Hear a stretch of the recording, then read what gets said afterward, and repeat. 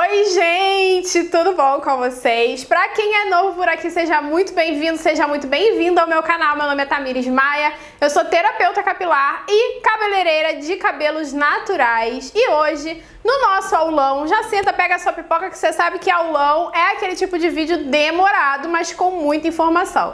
A gente vai falar sobre scab hair. Então esse vídeo vai estar bem completo, tudo sobre scab, como tratar, como se livrar deles de uma vez por todas.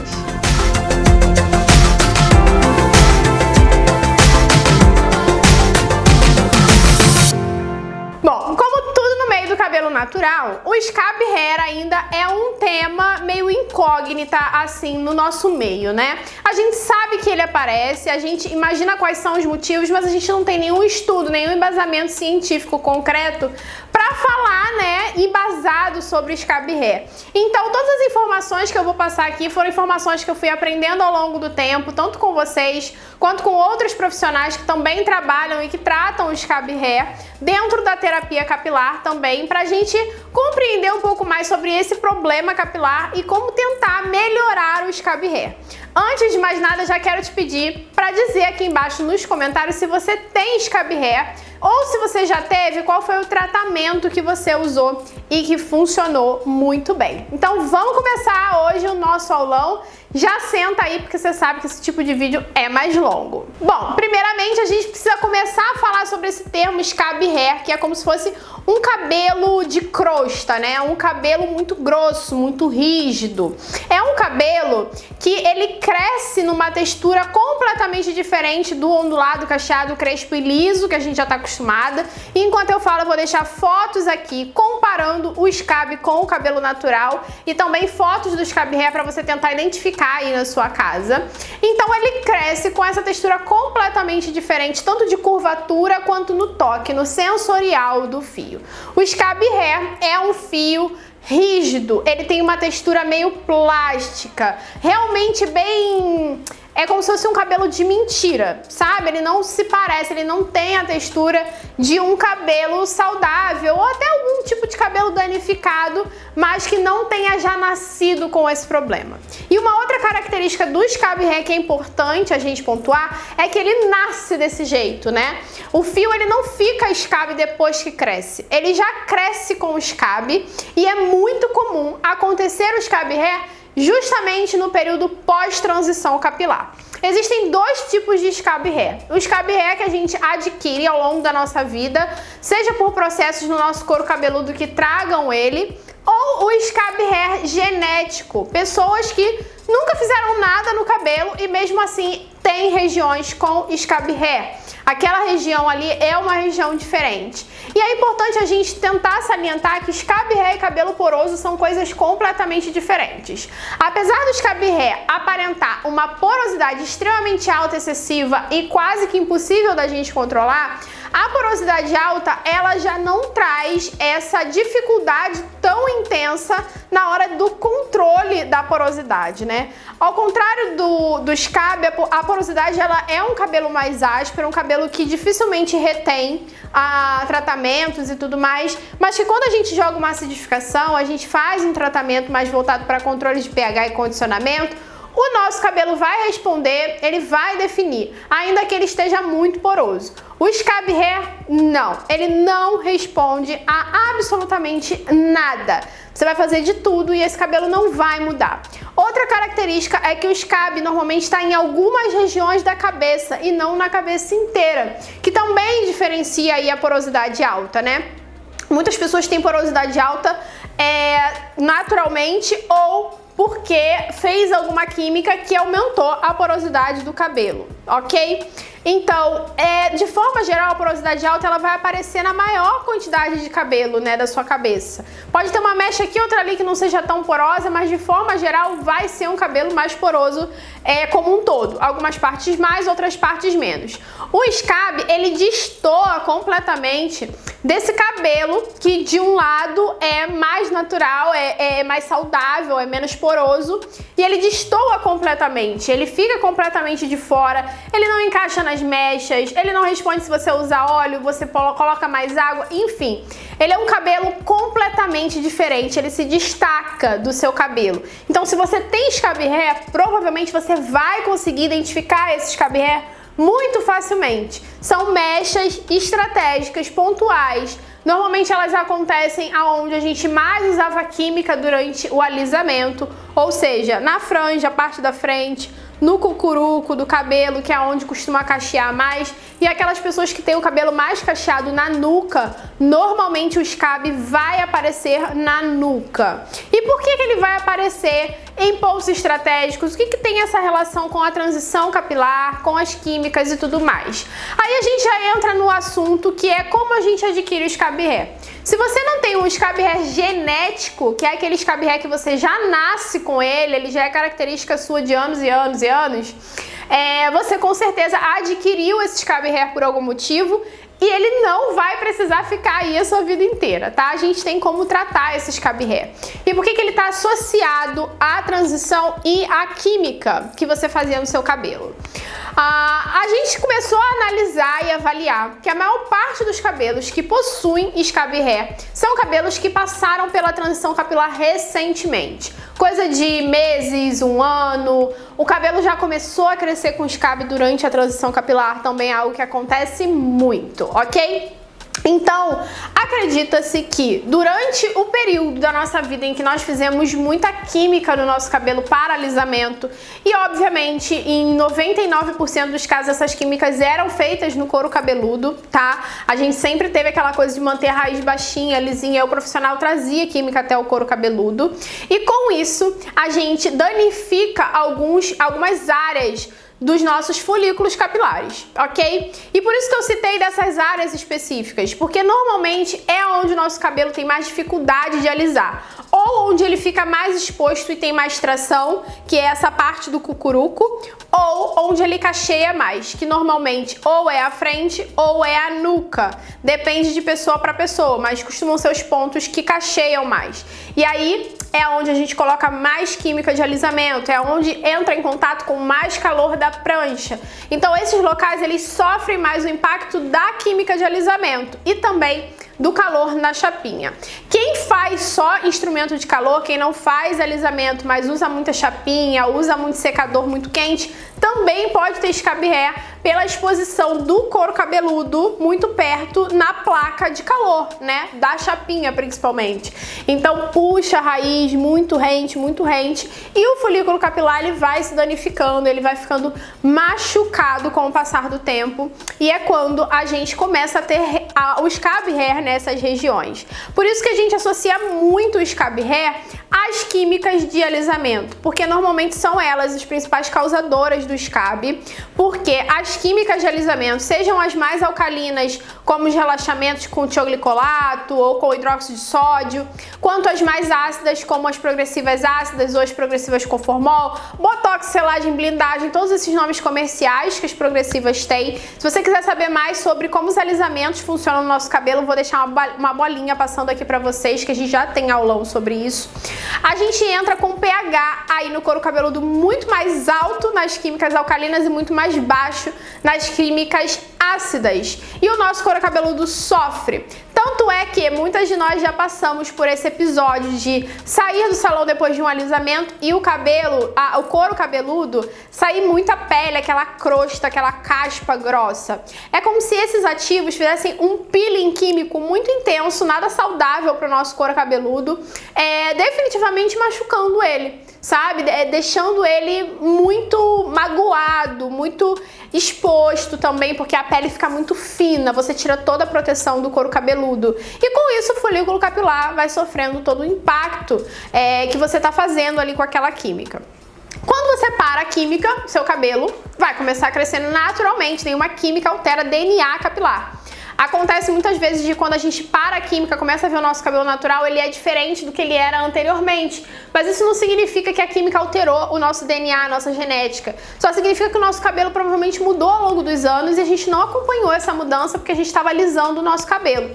Então, quando a gente termina aí a transição ou tá passando pela transição, o nosso couro cabeludo ele começa a produzir um cabelo natural. Então ele tá ali com aqueles probleminhas que estavam rolando, mas estavam sendo maquiados ali pela progressiva, estavam sendo tampados pela progressiva.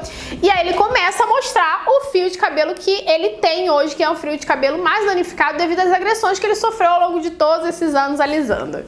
Então o cabelo em muitas regiões começa a vir com esse scab hair, devido a esses impactos, esses traumas que o couro cabeludo teve, tá bom? Então é super normal ter scab hair depois da transição capilar. Se você tem um scab hair congênito, genético, enfim, você já vai ter um pouco mais de dificuldade de conseguir controlar ou melhorar a saúde desse fio nessa região, porque o scab ele tem cura em determinadas situações, na situação da transição capilar, uso de químicas frequentes no couro cabeludo ou de calor muito excessivo no couro cabeludo, a gente consegue reverter o quadro na maioria das vezes, mas quando essa área do seu couro cabeludo ela já produz o scab hair de forma natural, é muito mais difícil de você conseguir reverter o quadro.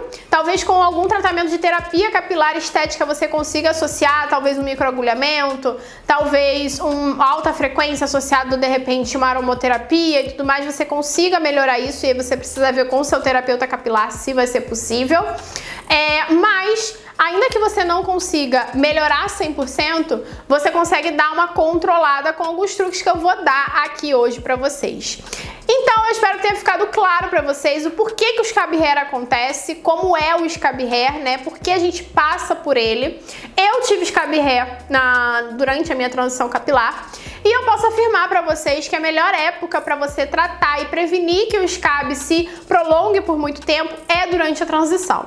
Então, se você tá em transição capilar hoje, já é o momento de você focar na saúde do seu couro cabeludo pra você conseguir diminuir ou reverter o quadro do scab hair. Mas se você já passou por ela e tá cheio de scab aí, fica que a gente vai conseguir resolver da mesma forma, porque as técnicas são basicamente as mesmas. Como o scab é um problema do couro cabeludo, não adianta a gente tratar a haste capilar, até porque quando o scab já nasceu, é muito mais difícil da gente conseguir controlar. A gente consegue tapear ele, mas ele não vai melhorar com os tratamentos, isso é um fato. O que vai acontecer é seu cabelo ir crescendo saudável e você ir cortando e tirando essas partes com o scab hair. Isso é muito importante pontuar, tá, gente? Não é como se você fosse fazer uma acidificação e o cabelo fosse melhorar, não é isso. Você consegue dar uma tapeada ali na aparência, no aspecto dele, mas você com certeza não vai conseguir caminhar, avançar muito mais à frente com relação à saúde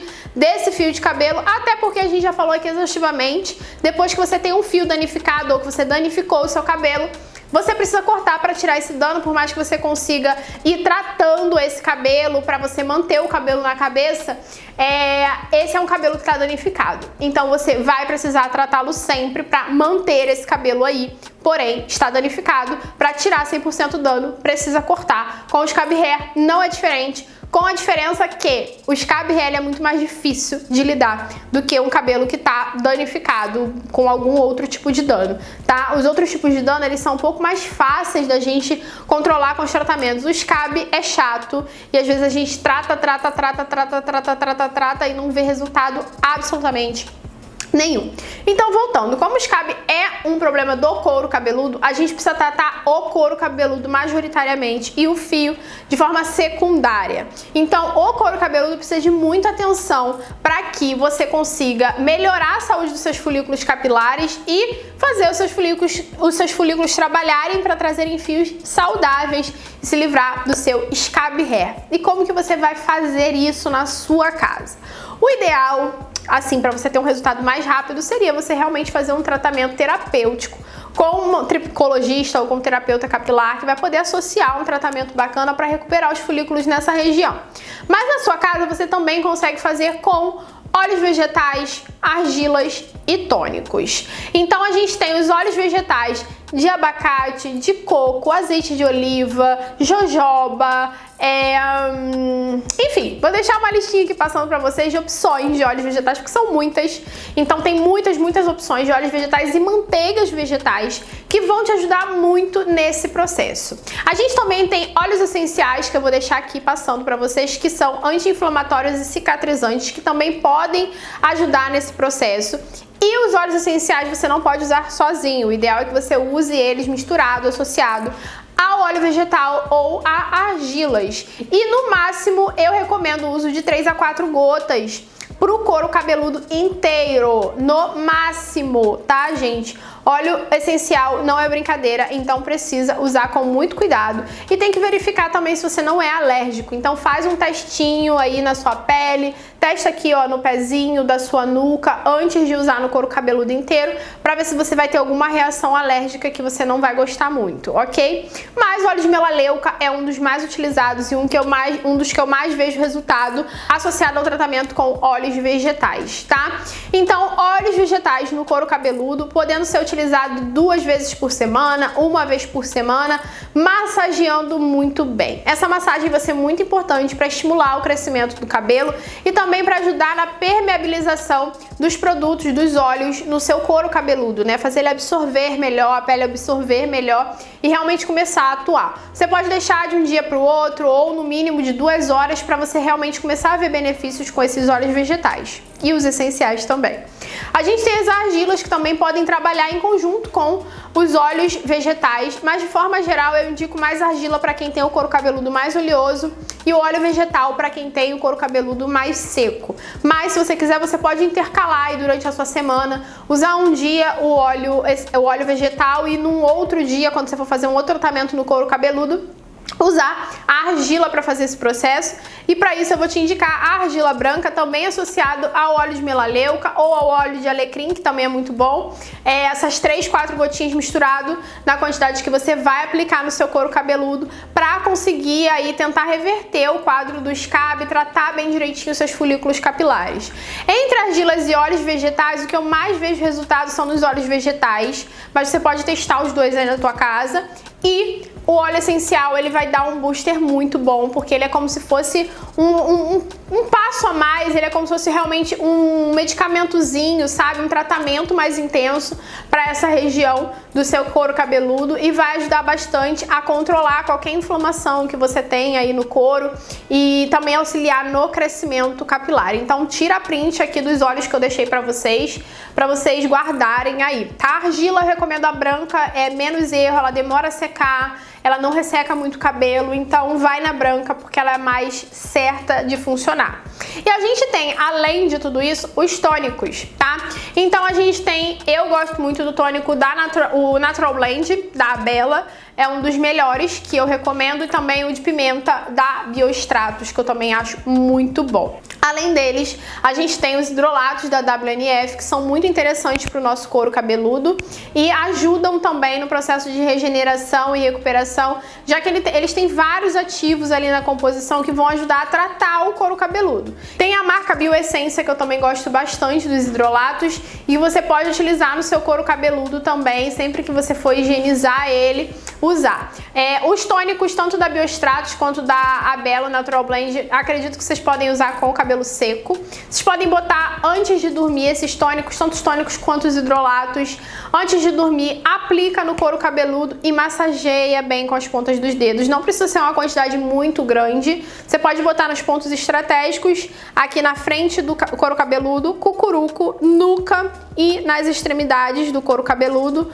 Ponta dos dedos sem as unhas, coloca os dedos dentro do couro cabeludo e massageia o seu couro cabeludo com as pontas dos dedos. É importante sentir que você tá pegando o couro cabeludo, porque o calor da sua mão também vai ajudar, vai fazer uma vasodilatação para trazer aí melhora na circulação sanguínea e absorção de todos os ingredientes, de todos os benefícios que a gente está colocando nesse couro cabeludo, tá? Então são os principais pontos. Se você puder, se for possível na sua rotina, colocar o no ou low pool principalmente, porque é o que funciona com a grande maioria, pode ser muito interessante para você agredir menos esse couro cabeludo na hora da lavagem e diminuir também o uso excessivo de água muito quente na hora da higienização.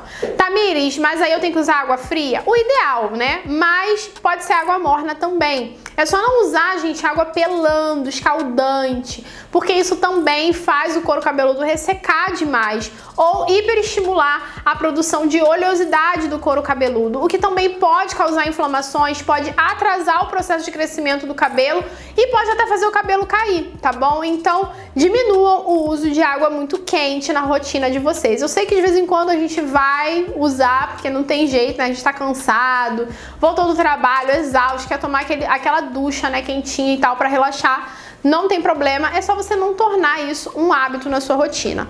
Outro ponto muito importante, já que estamos tratando o couro cabeludo, gente, parem de ficar muitos dias sem lavar o cabelo. Lavem o cabelo ao menos de 2 em 2 dias. Se você tem o cabelo mais seco, você pode dar um espaço de 2 dias, no máximo estourando 3 dias, gente. Não fiquem dias e dias sem lavar o couro cabeludo, porque o couro cabeludo é pele. Ele vai acumular sujeira, ele vai acumular poluição, ele vai acumular produto, a gente sua, tem oleosidade. Então evitem ficar muitos dias sem lavar o couro cabeludo. Ele precisa de higienização até para ele conseguir absorver tudo isso que você está colocando. Porque se tem uma camada ali de oleosidade, de poluição, de suor muito grande, para ele conseguir penetrar todos os ativos vai ser difícil. Então é bacana você fazer uma higienização frequente para o seu couro estar sempre absorvendo bem tudo que você está colocando e inclusive ativar, potencializar o crescimento capilar, ok? E aí, para fechar, como lidar com o fio, né, que já cresceu?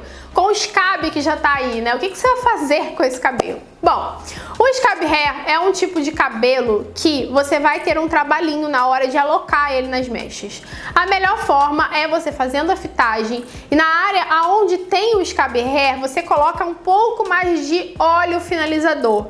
Então o óleo ele vai ajudar a deixar o fio mais emoliente, mais lubrificado nessa região, então foca no óleo nessas regiões. E algumas pessoas já me relataram que funciona muito bem finalizar essas regiões com gel líquido, aquele gel bem molinho. Então você pode aplicar o óleo nessa região, aplica o creme de pentear se você sentir necessidade e vem com o gel líquido com um pouco mais de dedicação nessas regiões para você conseguir encaixar os fios dentro das mechas. Um truque que funciona bem é você tentar pegar o scab e jogar na fitagem junto com uma outra mecha que seja normal, que não esteja com o scab hair. Porque essa mecha, na hora que ela definir, ela vai dar uma segurada no lugar nesse scab, tá? Já que ele é um cabelo mais chato, mais rígido, para ele definir sozinho vai ser bem difícil. Então você pode fazer dessa forma para tentar amenizar. Na hora de secar o cabelo, evita o contato do secador muito quente nessas regiões onde tem scab hair. Então quando você for secar o scab, dá uma diminuída na temperatura do seu secador para ele não ressecar demais, mais do que já está ressecado nessa região. Então finalizadores interessantes vão ser óleos finalizadores e os géis líquidos. Óleos vegetais, quando você aplicar no seu couro cabeludo, você também pode trazer para regiões aonde tem o scab hair, porque também vai funcionar, também vai lubrificar e também vai deixar essa região mais emoliente, ok? No mais, a melhor forma de você se livrar desse scab hair vai ser massageando muito bem o seu couro cabeludo com os produtos que eu falei para vocês. Óleos vegetais, tônicos e argilas. É o ideal para você recuperar a saúde dos seus folículos, do seu couro cabeludo, tá? Foca no couro cabeludo, porque se você não tratar o couro cabeludo, vai continuar crescendo o scab hair.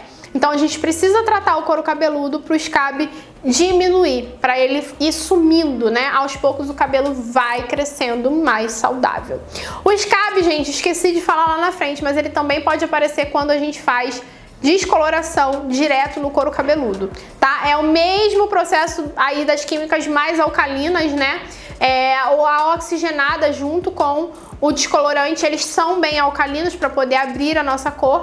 Então, quando direto no couro cabeludo, pode causar o scab hair ao longo do tempo, tá? Então, eu indico, se você for descolorir o cabelo, faça esfumado, raiz esfumada, para você diminuir aí o contato do descolorante com o seu couro cabeludo. Quando eu fiz, né, as mechas no meu cabelo coloridas, eu fiz exatamente isso. A gente fez um processo de raiz esfumada para diminuir aí o contato do produto no meu couro cabeludo e hoje em dia eu e Rebeca fazemos isso no cabelo dela, tá? Eu faço o cabelo da Rebeca hoje em casa e eu esfumo a raiz dela para ela não entrar em contato direto com o descolorante, não ter alergia e também não danificar o couro cabeludo da Rebeca, tá bom, gente? Bom, essas são as informações que eu tenho pra vocês sobre o Scab Hair.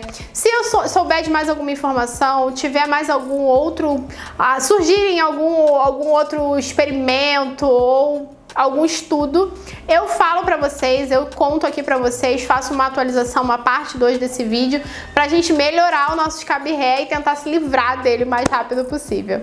É isso, eu espero muito que vocês tenham gostado desse aulão de hoje. Se você gostou, não esquece de deixar o meu like, se inscrever no canal e ativar as notificações. Um super beijo e até o próximo. Tchau!